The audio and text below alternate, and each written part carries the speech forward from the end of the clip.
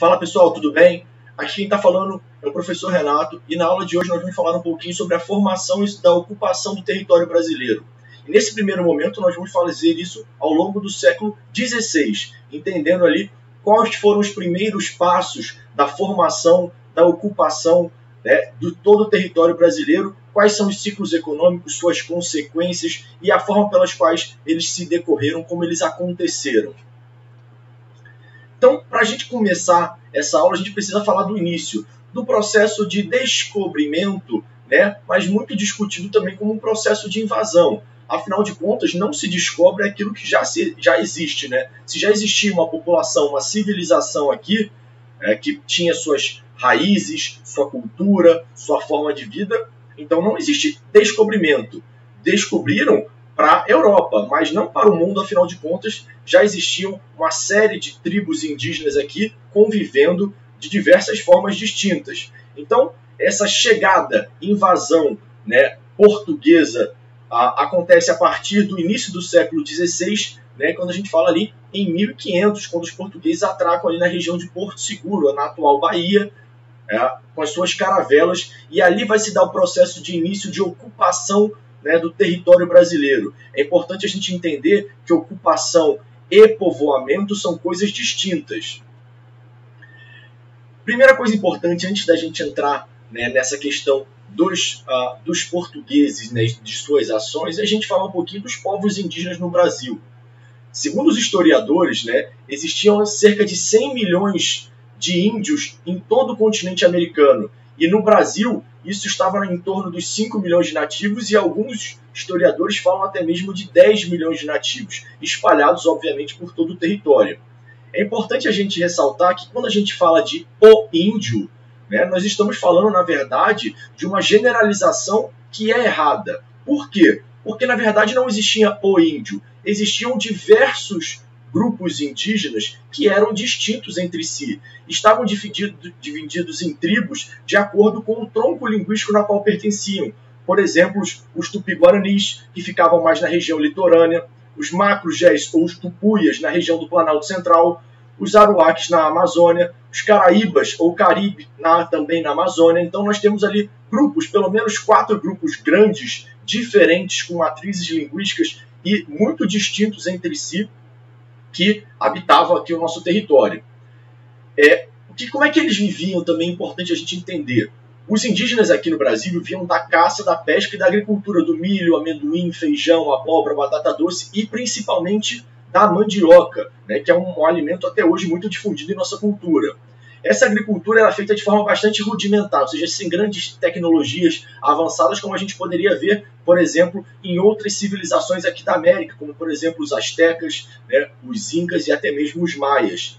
Eles utilizavam uma técnica muito conhecida e até hoje praticada, chamada de coivara, onde você derruba a mata e a queima, limpando o solo e com aquelas cinzas, obviamente uma queima controlada, aquelas cinzas elas eram capazes de fertilizar um pouquinho o solo.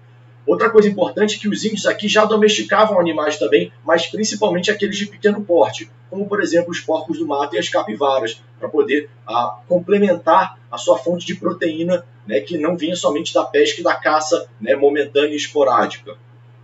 Outra coisa importante da gente lembrar é que a formação social aqui era bastante simples. As aldeias não tinham grandes concentrações populacionais. E isso se dá porque as atividades eram feitas de formas coletivas e eles não tinham, nunca em nenhum momento da nossa história dos indígenas aqui, houve alguma civilização que predominou diante das outras. Existiam muitas dissidências entre elas, o que fez com que nós não tivéssemos uma grande civilização como outros lugares tiveram. Então as populações aqui cresciam pouco, eram tribos pequenas, que muitas das vezes eram isoladas ou tinham poucas conexões entre si, eram muito diferentes, culturalmente, linguisticamente, e essas questões os afastavam, o que não dava para fazer, ou seja, uma integração de culturas, como por exemplo, e uma dominação de uma cultura sobre as outras, como por exemplo aconteceu com os incas, com os astecas e com os maias.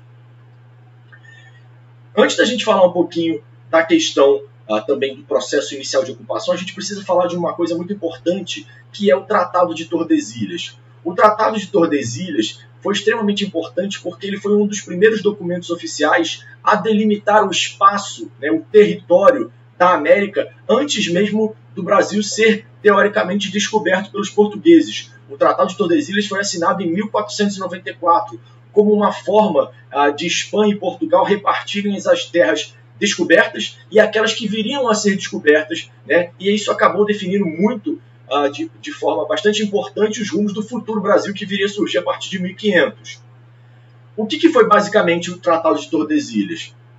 Quando descobriu, né, teoricamente também, eu coloco descobriu aí entre aspas, porque também já existiam populações, né, e grandes civilizações no continente americano, principalmente na América Central, né, na América Andina. O continente americano, Colombo inseriu os espanhóis na disputa pelas terras coloniais, né, pelas colônias. Portugal, com medo do crescimento da Espanha, principalmente devido à sua navegação que vinha ganhando potência, ameaçou entrar em conflito caso seus domínios territoriais fossem invadidos. A Espanha tentando evitar, ou seja, os dois países querendo evitar esse conflito, começaram a intervir e tentar achar acordos. Então, o primeiro acordo que nós tivemos foi a Bula Intercoetera, que foi assinada pelo Papa.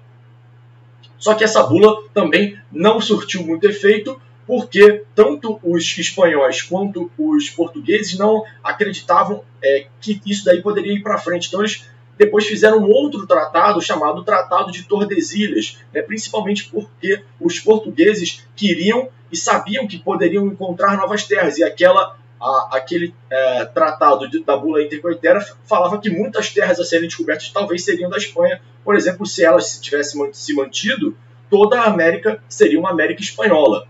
Então, o Tratado de Tordesilhas delimitava as terras portuguesas e espanholas. Cada um desses países ficou responsável por comandar e explorar determinada região. Então foi tratada uma linha imaginária que passou a estabelecer que as terras a leste do meridiano, né, localizado a 370 léguas das ilhas de Cabo Verde, como a gente pode ver aí, 370 léguas das ilhas de Cabo Verde, no continente africano, pertenceriam a Portugal, e os territórios a oeste pertenceriam, portanto, à Espanha. E esse tratado perdurou durante muito tempo, até ele ser, como a gente vai ver em outras aulas aqui, ser reeditado com outros tratados, com outras formas. E aí a gente fala a questão que eu estava falando um pouquinho anteriormente, da ocupação. A ocupação portuguesa das terras que hoje compõem o território brasileiro, no primeiro momento se restringia somente a uma faixa litorânea, onde se desenvolveu uma intensa exploração do pau-brasil, que era uma madeira muito abundante, né, nessa região, e muito valorizada no mercado europeu, porque a partir dela, isso foi ensinado pelos índios, podia se retirar tinta, né, tinta de coloração vermelha. E essa tinta de coloração vermelha era muito útil para o comércio na Europa. Então, durante muito tempo, houve uma ocupação somente litorânea. Não houve o que a gente chama de povoamento, porque os portugueses vinham para cá, exploravam, como a gente pode ver nas imagens, e voltavam diretamente para Portugal com essas madeiras, com esse pau-brasil.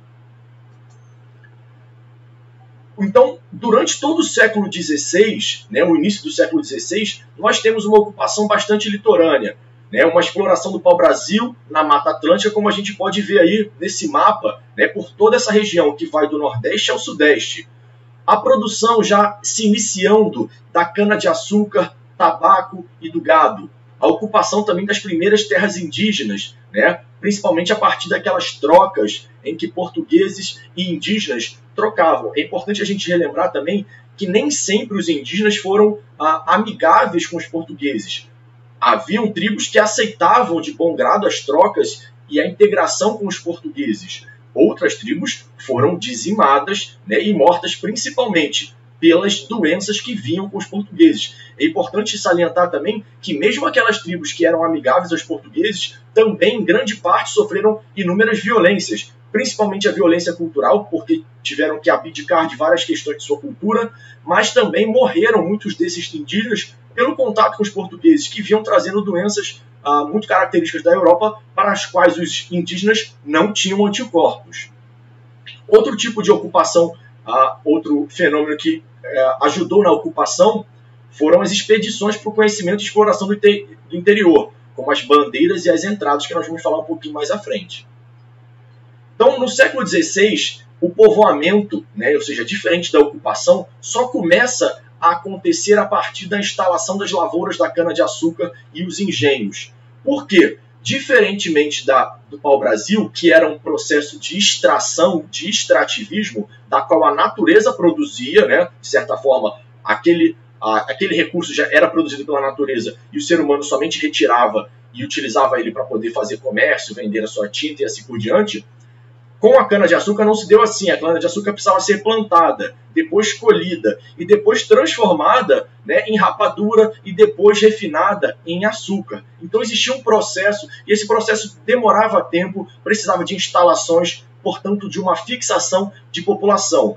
E a partir dessa fixação, ou seja, começam a surgir os primeiros povoamentos, ou seja, os primeiros vilas, núcleos urbanos, como por exemplo São Vicente, Olinda, Nossa Senhora da Vitória, São Sebastião do Rio de Janeiro e Salvador, que acabou se tornando a primeira capital da colônia brasileira. Por quê? Porque grande parte da economia estava situada ali naquela região do Nordeste, tanto o pau-brasil quanto a pecuária, as drogas do sertão e também a questão da extração do pau-brasil e da cana-de-açúcar ali no sertão nordestino, era tudo feito por ali. Então era necessário que o controle português estivesse próximo das atividades econômicas. A gente vai ver que isso vai mudar depois. E aí outra questão importante também era que existia uma noção de que se não se povoasse, ou seja, se não se fixasse no território, esse território poderia ser perdido. E isso se dá principalmente porque existia em toda a Europa uma busca intensa por novas terras. O colonialismo, essa busca por fazer dinheiro através da exploração de uma outra terra, era muito comum na Europa. Os ingleses, né, tinham um grande poder colonial, tinham várias terras, né, espalhadas por todo o planeta. Os holandeses também tinham, principalmente na América Central. Os espanhóis, portugueses na África, né, entre outras regiões, expansão colonial também pela Ásia. Então existia uma tendência de que se você não ocupasse, né, outra nação, outra metrópole poderia vir aqui, dominar, ocupar e se fixar. E depois seria muito difícil retomar, se precisaria de uma guerra para que isso acontecesse. Então, a primeira coisa, a forma de se povoar foi o arrendamento, que a gente chama, para mercadores da parte do litoral. Ou seja, a colônia portuguesa, né, que seria o Brasil, foi arrendada, dividida em pequenos espaços, e os mercadores eram donos daqueles espaços, né, como se fossem locatários. Essa atividade econômica não necessitava de uma fixação de grande número de colônios, né? Então, cada um dos mercadores era responsável, tinha uma área, um atracadouro que ele poderia explorar naquela região. Era só extração de madeira e a caça. A mão de obra indígena recebia, né, e aí o escambo foi muito utilizado, que é aquela troca de objetos, né? Criaram-se as feitorias, os primeiros entrepostos comerciais a partir desse arrendamento. Só que esse arrendamento não era suficiente, porque não existia uma grande fixação. E isso era muito perigoso, porque o Brasil, por exemplo, depois de muito tempo, também viria a ser alvo de uma série de tentativas de invasão, como, por exemplo, foi o caso dos franceses, foi o caso dos holandeses na Bahia e em Pernambuco, os franceses no Maranhão e no Rio de Janeiro. E essa questão é extremamente importante, porque é ela que vai fazer com que os portugueses tomem uma nova providência para tentar ocupar, né? O medo de perder faz uma nova providência dos portugueses para tentar ocupar esse território recém-descoberto, que se demonstrava economicamente bastante lucrativo. Portanto, tinha uma questão econômica por trás disso tudo também, que são as capitanias hereditárias. As capitanias hereditárias foram estabelecidas ali a partir de 1534, né, 1536, e o que acontecia? O rei Dom João III concedeu terras para nobres de sua confiança. Então ele escolheu ali dentro do seu cercadinho, né, de pessoas mais próximas, né, pessoas de sua confiança. E ele doava terras. Cada capitão donatário era considerado uma autoridade máxima desse território que a gente vê aí, né, dividido do Brasil, obviamente respeitando aquele tratado da linha de Tordesilhas, né? E qual era a função desse capitão donatário? Ele tinha a responsabilidade de povoar, administrar, proteger, fundar vilas, explorar e desenvolver a economia local. Obviamente, a coroa não dava nenhuma ajuda financeira para esses donatários, porque esses donatários poderiam lucrar muito. A terra já era um presente. Eles tinham alguns privilégios, obviamente, esses donatários, que eles poderiam, para fazer tudo isso que os portugueses queriam que eles fizessem, escravizar indígenas, cobrar tributos, doar lotes de terras cultivadas ou não cultivadas para outros, explorar a região e todos os seus recursos naturais. Obviamente, qual era a contrapartida? Tudo que acontecia e tudo que era lucrativo, 10% ficava para a coroa. Ou seja, no mesmo momento, a coroa conseguiu proteger o território, ocupar o território e explorar o território, sem fazer nenhum esforço e ganhando 10% de todo esse dinheiro que era lucrado ali, através do que eles chamavam de dízimo. Outra forma, né, importante demais de ocupação que vai começar a interiorizar, ou seja, expandir o nosso território, saindo do litoral rumo ao interior, são as chamadas entradas e bandeiras. Entradas e bandeiras, na verdade, eram grupos, né, que tinham objetivos de capturar índios para o trabalho escravo, né, nas lavouras da cana-de-açúcar, busca de riquezas no interior, né, e domínio de povos indígenas e outras áreas ali para dentro do interior. Como é que isso era feito? Podiam ser feitas organizadas pelo governo ou de forma particular. E aí, obviamente, aquelas organizadas pelo governo eram chamadas das entradas e as bandeiras eram aquelas particulares, feitas, obviamente, principalmente pelos grandes açucareiros, né, os responsáveis pelas lavouras da cana-de-açúcar. Nós tínhamos 3 tipos de bandeirismo. O bandeirismo de preação, que eram todas aquelas missões organizadas para capturar ou recapturar escravos, fugidos ou capturar novos escravos, principalmente os indígenas, elas foram muito comuns no início ali do século XV, né, e também do século XVI, e, obviamente, depois elas começaram a ser proibidas a partir do final do século XVI, se tornando cada vez mais raras. Por quê? Porque já existia um mercado escravagista bastante intenso, não era mais necessário, principalmente, essa busca de escravos indígenas. Existia também o bandeirismo de prospecção, também de bandeira exploratória, que era aquele que você ia em busca de pedras preciosas. Então, eles ficavam circulando ali pelos interiores em busca de pedras preciosas, e a gente vai entender que esse bandeirismo de prospecção é extremamente importante, né, no século posterior. E nós tínhamos também o bandeirismo de contrato, que era realizado basicamente para destruir as aldeias indígenas, né, hostis, aquelas que representavam perigo, né, para os povoamentos e para as fixações portuguesas, e também os quilombos, que eram aqueles lugares para onde os negros fugidos iam e se organizavam e combatiam, né, os portugueses. Então, existiam também essas questões. E quem eram os bandeirantes? Os bandeirantes eram uma mistura, né, de ex-combatentes, de pessoas que faziam parte, né, desse mercado inicial ali da cana-de-açúcar, eram o que a gente chama de mercenários. Mercenários eram aquelas pessoas, né, são aquelas pessoas que fazem qualquer coisa em troca do dinheiro, não importando que todas essas suas ações eram extremamente mal vistas, não pela sociedade, mas são mal vistas hoje, né? Naquela época eram muito bem vistas. Por quê? Porque eles eram extremamente violentos, agiam com extrema violência, capturavam indígenas, escravizavam, matavam, entre outras questões. E aí a gente pode ver aqui a importância territorial dessas missões de bandeiras e entradas. Nós podemos ver aqui as entradas saindo principalmente de Salvador, Olinda, Recife e Rio de Janeiro, né, que estavam ali em busca de todas essas formas que a gente já dividiu entre o bandeirismo e tinham essas funções. E nós temos aqui as bandeiras. Qual a importância das bandeiras? Olha como as bandeiras de mineração, de caça ao índio e de sertanismo de contrato, né, que eram aquelas para destruir os quilombos e outras vilas aí, e aldeias indígenas hostis, como é que elas ultrapassaram a linha do Tratado de Tordesilhas. E o que é importante é que a cada uma dessas bandeiras, a cada caminho que esses bandeirantes faziam, eles iam estabelecendo vilarejos ou estabelecendo mapeamentos. E é importante para a gente entender que gradativamente a nossa ocupação, né, e povoamento, que era somente litorâneo, vai caminhando cada vez mais para o interior. E os bandeirantes são extremamente importantes, historicamente, para essas...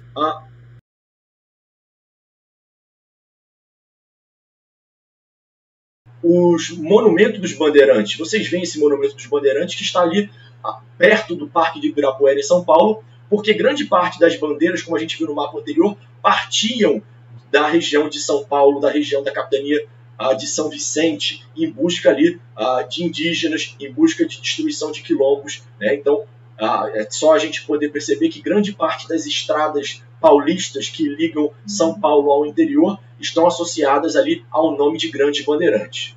Bom, pessoal, espero que vocês tenham compreendido um pouquinho esse primeiro século de ocupação, principalmente a diferença entre ocupação e povoamento, né? O papel da cana-de-açúcar, do pau-brasil e dos bandeirantes nesse primeiro momento no processo de ocupação do litoral e o caminho gradativo para o interior do Brasil. Um abraço e até mais.